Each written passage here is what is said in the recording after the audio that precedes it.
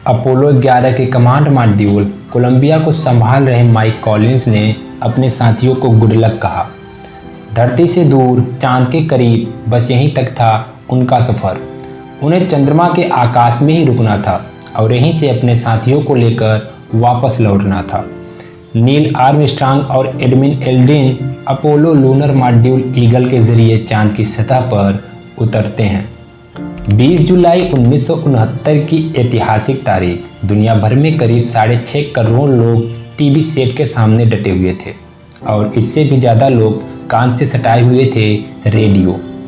Neil Armstrong अभी चांद पर उतरे नहीं थे, लेकिन यह घटना मानव इतिहास के सबसे बड़े ब्रॉडकास्ट इवेंट में शुमार हो चुकी थी। भारतीय समय के अनुसार सुबह के 8:26 ही हुए थे जब अपने यान ईगल से आर्मस्ट्रांग बाहर निकले। उन्होंने आहिस्ता से पहला कदम सीढ़ी पर रखा और बताया, अब मैं नीचे उतर रहा हूँ। सावधानी से सीढ़ियाँ उतरते हुए ही उन्होंने जानकारी दी कि ईगल के स्टैंड चांद की धरती में 3 से 4 सेंटीमीटर तक धंस गए हैं। हालांकि ईगल को किसको पड़ी थी? दुनिया को तो देखना था कि चांद पर जब पहली बार इंसान उतरेगा तो क्या होगा। नील आर्मस्ट्रांग की आवाज़ फिर से आती है और बोलते हैं, अब मैं सीढ़ियों से हट रहा हूँ। और यूं चांद को लेकर बरसों से बुनी गई कल्प कथाएं ढेर हो गई। वह कोई देवता नहीं था, शायरों की ख्वाबों की महबूबा भी नहीं और बच्चों के प्यारे मामा भी नहीं थे। धरती का उपग्रह जहां आर्मस्ट्रांग छोटी छोटी छलांग लगा रहे थे, फुदक रहे थे मानो चिड़ियों की तरह। चांद की सतह से उन्होंने पहला संदेश दिया, मनुष्य जाति के लिए यह एक छोटा कदम है, पूरी मानव जाति के लिए एक बड़ी छलांग। उनके 19 मिनट बाद एल्ड्रिन भी नीचे आ गए।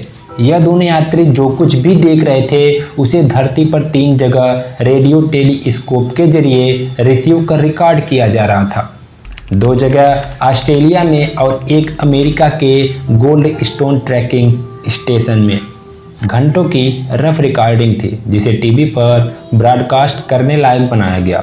चांद पर इंसान के हर कदम को नीचे ज़मीन पर दिखाने का पूरा इंतजाम था, लेकिन क्या वाकई हर चीज़ दिखाई जा रही थी? अपोलो 11 के मिसिंग टेप्स की वजह से उठा है यह सवाल। दिखने में चांद जितना मासूम और प्यारा लगता है, क्या वह वाकई में उतना मासूम है?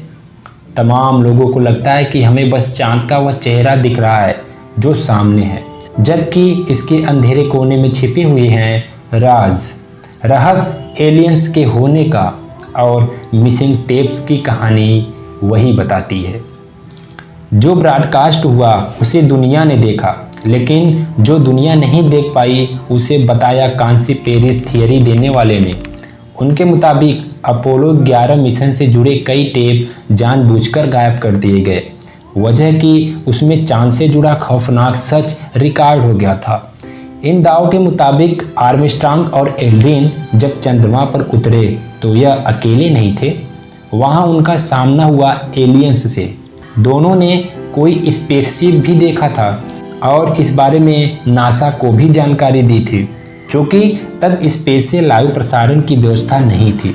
इसलिए अमेरिका को मौका मिल गया कि उस सच को काटकर अलग कर दिया जाए। तो टेप्स एडिट होकर गायब हो गए और वह सच वहीं छिपा दिया गया।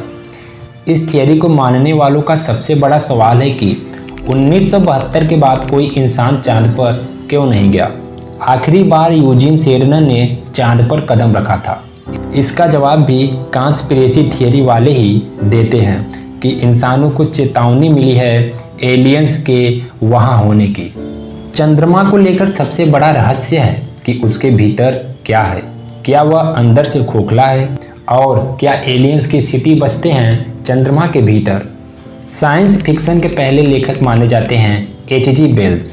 सन 1901 में उनका उपन्यास आया था the first man in the moon. इसमें उनके कल्पना के पात्र ने चांद की यात्रा की थी और पाया कि यह अंदर से खोखला है। इसके अंदर पूरी बस्ती है एलियंस की।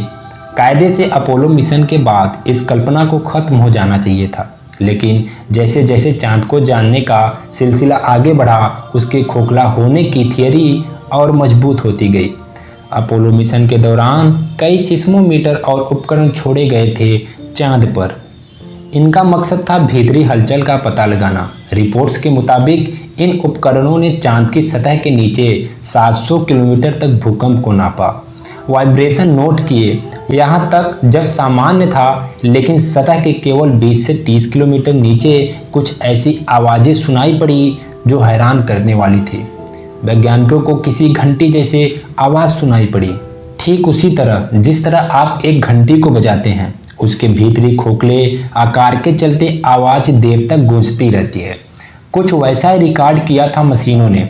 वैसे यह फैक्ट अब जाहिर है कि चांद की डेंसिटी हमारी पृथ्वी से कम है। चांद और एलियंस की कहानियों को बल मिलता है उसके अंधेरे हिस्से से, वह हिस्सा जो हमें धरती से कभी नहीं दिखाई देता और जहां अभी तक इंसान पहुंच नहीं पाया। उस अंधेरे हिस्से के अंधेरे क्रेटर्स यानी बड़े बड़े गड्ढों में क्या है? कथित यूएफओ एक्सपर्ट स्कॉट बेरिंग के दाव पर जाएं तो विशाल एलियंस सिटी नासा ने करीब से चांद की तस्वीरें उतारने के लिए 2009 में एक ऑर्बिटर भेजा था, LRO। यह अब भी चक्कर लगा रहा है और तस्वीरें भेज रहा है। तो स्कॉट ने एक तस्वीर में एक उभार दिखाया और दावा किया कि यह कोई सॉलिड स्ट्रक्चर है जो प्राकृतिक नहीं लगता। स्कॉट के मुताबिक यह स्ट्रक्चर चंद्रमा के उत्तरी हिस्से में डिमोरिस क्रेटर से करीब 15 किलोमीटर दूर दिखा है। जूम करने पर इसमें एंट्री जैसी कोई चीज़ दिखती है। उन्होंने आरोप लगाया है कि नासा ने दूसरी तस्वीरों में इस स्ट्रक्चर का एडिट कर दिया है।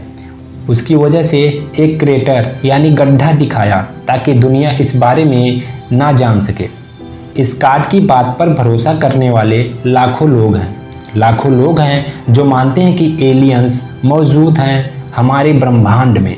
उन्होंने हमसे संपर्क भी किया और अपनी मौजूदगी के सबूत भी दिए, लेकिन कोई तो ऐसा गुप्त करार हुआ है जिसकी वजह से आज भी अमेरिका हिचकता है सच बोलने से।